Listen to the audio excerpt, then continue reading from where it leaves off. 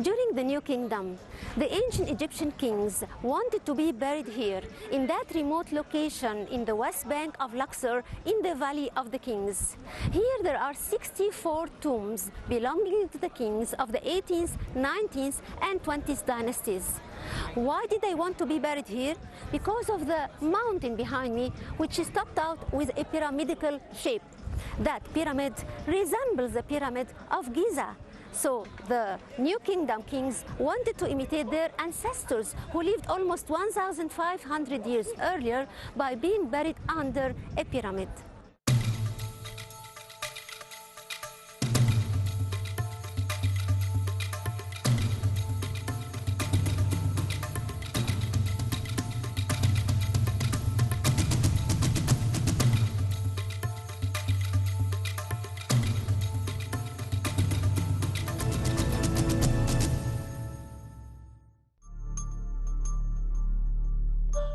King Ai is a controversial king who ruled Egypt after the sudden death of King Tutankhamun, who died too young at the age of 18, yet became the most famous pharaoh in the history of ancient Egypt. But Ai wasn't of royal blood, nor of a suitable age to sit on the throne of Egypt. So what brought him with Akhenaten to this remote virgin land of Amarna? And what's the mystery behind this man? Beyond doubt, I didn't come from a noble family where members inherited superior jobs and were proud to brag about it. The best proof of that is that he had ignored mentioning both his parents in each and every occasion which required their praising, as the traditions of noblemen of Egypt. As for his rank, an inscription on a small box that's in Berlin Museum states that he was a knight. Thanks to his wife Ti, who was a great wet nurse of Queen Nefertiti. But he was so ashamed of his military titles that he hasn't mentioned them in his tomb in Tell el-Amarna. On the other hand, he was proud of his other title, Father of God, to the extent of adding it to his cartouche when he became a king. I was a priest during the reign of Akhenaten, but he hasn't mentioned his deeds and activities anywhere. Nevertheless, he was one of the king's biggest supporters.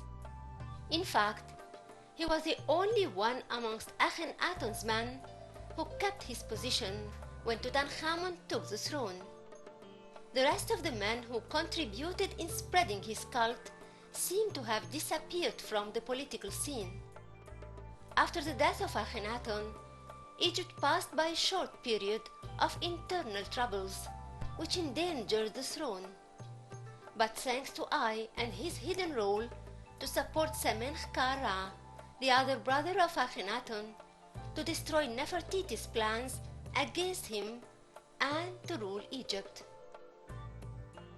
It was also Ai who successfully placed Tutankhamun on the throne after arranging his marriage to Ankh-es-en-Pa-Aton, the third daughter of Akhenaten. After settling the political situation in Egypt, he went on with his reparations, which included cancelling the war rules of Akhenaten and returning the cult of Amun to win back the power of the priests and the army in order to support the new royal family. This act declared the official war between him and Queen Nefertiti.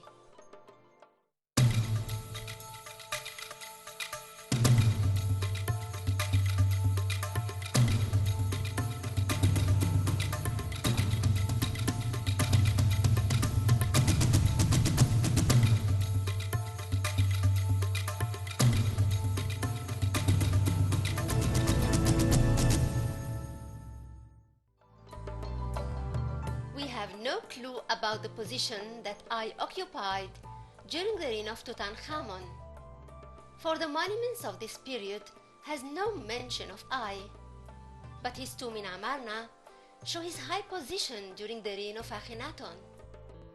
The whole of the tomb is quite big, compared to the rest of the tombs here, not forgetting that what adds to its majestic style is that it was totally cut out in the rocks.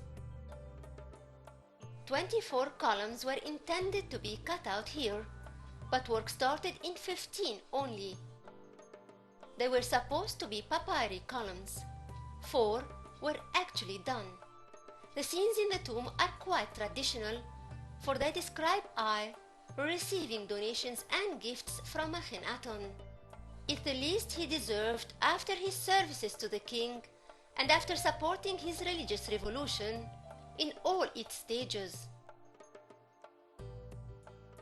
The importance of I's tomb is that it comprises the complete version of Aton's anthem. This chant, with which King Akhenaton appealed to his god Aton, has a special importance from both religious and literature sides. As for the religious side, researchers compared between it and the Psalm number 104 of Prophet David's Psalms.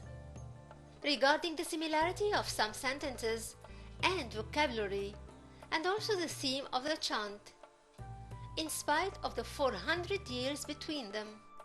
From literature point of view, the anthem is a high piece of writing which level can place it among the international splendid pieces of literature within the known frames of eloquence, language, and simplicity of expression.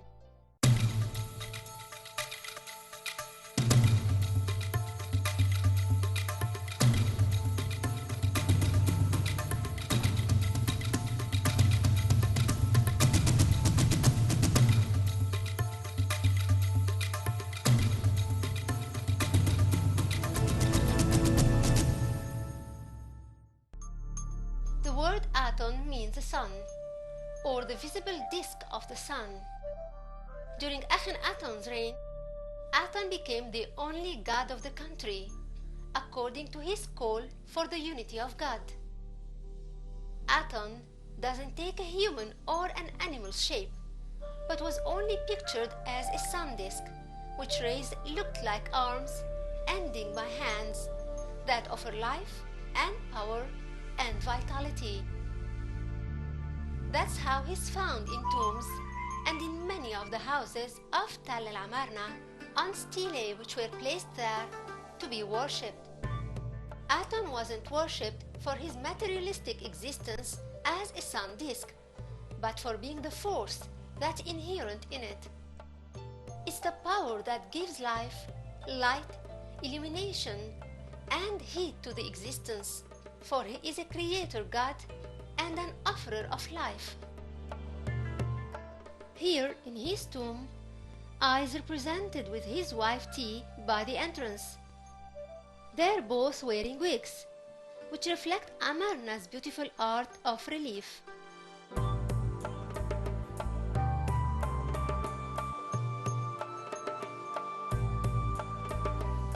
Down the aisle that leads to the burial chamber, a huge rounded carved rock is placed to prevent the digging by anyone who might think of usurping the tomb. Especially that after the death of Akhenaton, I left this tomb and went to live in Thebes, where he was buried. But that's just another chapter of the interesting life of I, who lived his life to its full and set the example of how old age can never stop a man from fulfilling the impossible dream and becoming a king.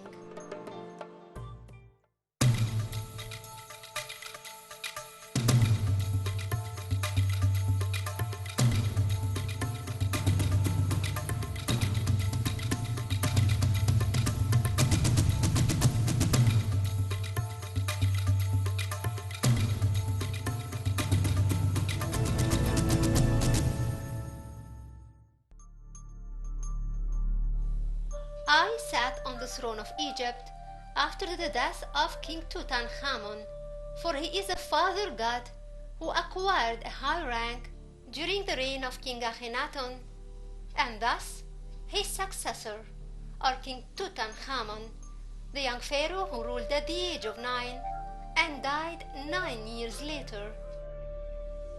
It's unknown if I married the widow of King Tut or one of the princesses of the royal family to earn the right of becoming the ruler of Egypt. A ring carrying both their names together was found, but putting the title of the god's father within his cartouche proves that he was connected somehow with the royal family. During the reign of King Tutankhamun, I did all the necessary reformings concerning political and religious conditions. In fact, it was him who arranged the marriage of Tut with the third daughter of Akhenaton, whose name was Ankh-Sen-Pa-Aton, so that he could claim the throne. Under the name of Tut, he sent the army abroad to achieve two goals, the first of which is to resecure the Egyptian influence over Syria, and second, to make way in front of him to establish a new governmental system. So he placed a man heading the army, but he wasn't of a royal blood. That man was Horemheb, who ruled Egypt after I, and destroyed his monuments. As for I, he started his reformations by returning all the possessions of Ammon to his priests, and by the end of the first year of King Tut's reign, all the reformations were finished, and King Tut converted his name from Tutankhaton to Tutankhamun, and his queen became Ankh-Es-Amon instead of Ankh-Es-En-Pa-Aton.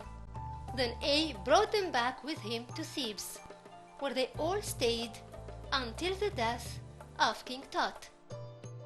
In the funeral of King Tut, I was seen marching ahead of it, dressed as a king.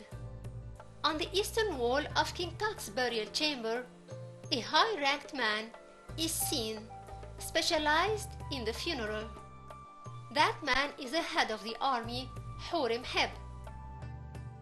I was represented in that scene as a king, which shows how I honored Horemheb and left no room for grudge or enviness into the soul of that young leader. But what happened later was covered with a pitch-black curtain.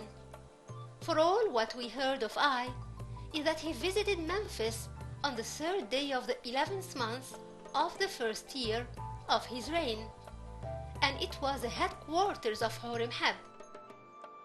As for the last date in which King I was mentioned, was the 5th year, the 12th month, the first day.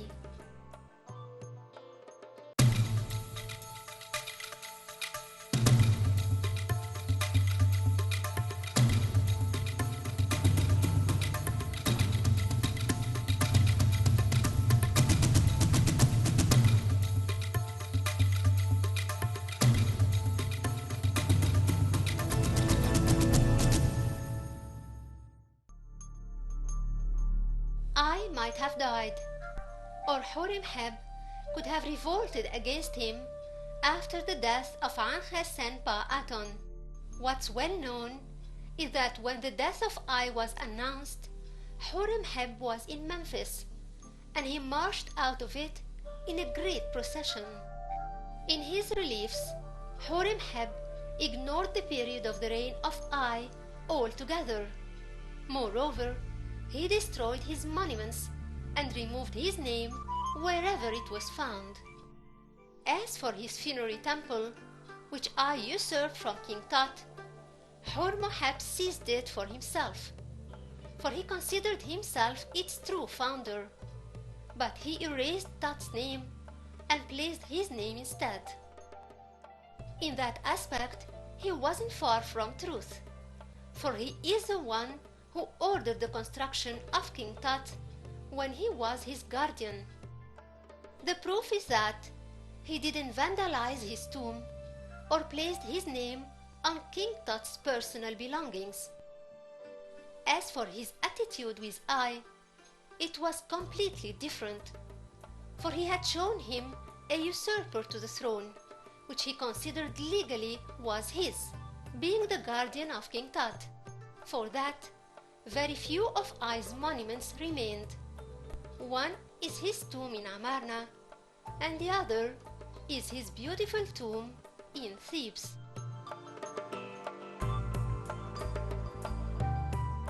King I tomb structure is a prototype of the tomb of the Valley of the Kings, although it is situated in another valley nearby, called the Valley of the Monkeys.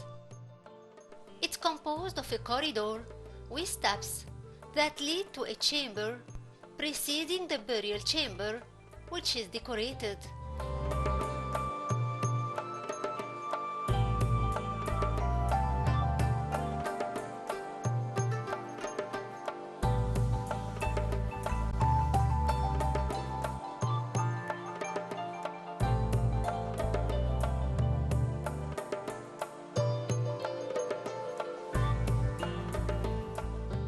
The scenes are a mix of religious books and daily life scenes, which is quite unusual. The most captivating scene that steals the attention is the monkey scene. It's the one after which the whole valley got its name. This is part of the book of the Imidwat, or what exists in the nether world. This book is divided into 12 chapters, or hours of night time. That's when the sleeping dead accompanies the sun in its night journey on its boat. Each chapter represents one of the 12 hours and is a complete unit unattached to the rest of them, either before or after. The first hour is called El Mahdi, or the Justice One. It's the only one with 4 rows. The rest of the hours have 3 rows each. The baboons are a part of that first hour. The middle row comprises the sun boat, in which the sun is represented in the form of Atom, which is its night form. The upper and lower rows are the 2 banks of the river, and display the creatures and the events which the sun god and the deceased will encounter. He should know all what he's going to face in order to overcome these obstacles and reach the 12th hour, and be reborn again with the sun in the morning, and hence enjoy a happy eternal life in the nether world. The first hour represents dusk, right after sunset, when a bit of light remains in the west. It's an image opposite to dawn, before sunrise in the east horizon. In that hour, the sun god or the deceased sail in the river, accompanied by his crew. 3 gods stand ahead of him. They are Webwawut, the opener of the road, and Sia, the overseer of events, and Nebet Debet, the lady of the boat. Behind him are 5 gods, ending by Khereb, the tiller man. In the lower boat, the deceased is called Iofi, or the semen of the human. He is represented as a scarab, protected by 2 gods. He needs protection to grow, and the snakes protect him on the front. The upper and lower parts of the hour are divided into squares with a sequence of 12s and 9s. The monkeys are represented in 9s twice, once in the upper row and once in the bottom.